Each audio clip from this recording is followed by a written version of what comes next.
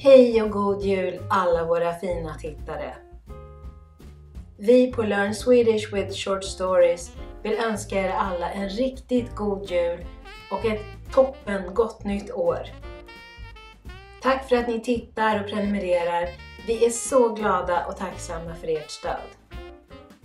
Och nu ska ni få lite underhållning.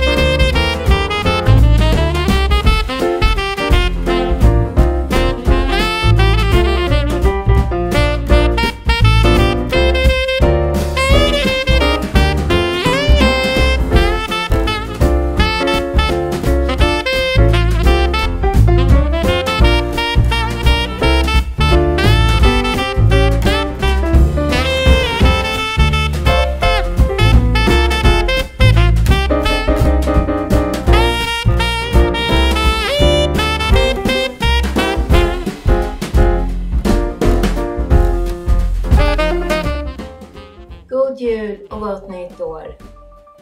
Varma hälsningar, teamet!